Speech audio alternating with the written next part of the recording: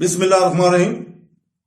السلام علیکم بہنوں، بھائیوں، دوستوں اور بزرگوں۔ ہم آج کہانی بیان کر رہے ہیں معاویہ ڈیم،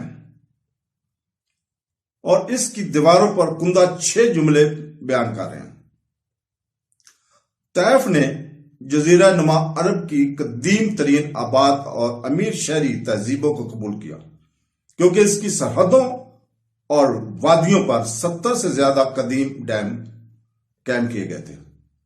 ان کی تعمیر اسلام سے پہلے سے لے کر اسلام کے دور اور اموی، عباسی اور فاطمی ریاست کے دور سے گزرنے والے خلفائے راشدین تک مختلف ادوار میں ہوتی ہے۔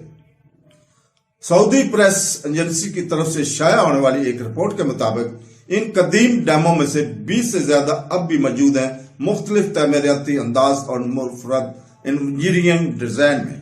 ان میں سے کچھ ڈیموں کی تاریخ چٹانوں پر کندہ سنگ بنیاد سے ہے، جو اس خطے میں آباد عرب مسلمانوں کی عظیم صالحیت کو گواہ ہے۔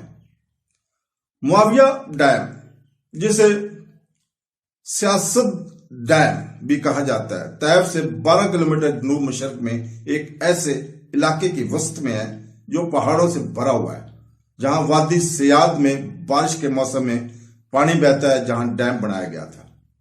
سیاد ڈیم اموی خلیفہ معاویہ بن ابی سفیان کے دور میں 58 ہجری سال میں تعمیر کیا گیا تھا، جسے عبداللہ بن صغر نے تعمیر کیا تھا۔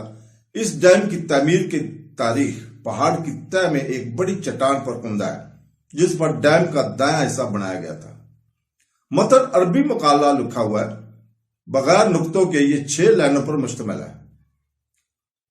پہلی سطر میں جو لکھا ہے وہ ہے، اس کا ترجمہ ہے، یہ بند خدا کے بندے معاویہ کا ہے۔ دوسری سطر ہے جس کا ترجمہ ہے، امیر المومنین مسلمانوں کا خلیفہ جسے عبداللہ بن صغر نے بنایا تھا۔ تیسری سطر جس کا ترجمہ ہے، خدا کے فضل سے 58 سال۔ چوتھی سطر جس کا ترجمہ ہے، اے اللہ اپنے بندے معاویہ کو بخش دے۔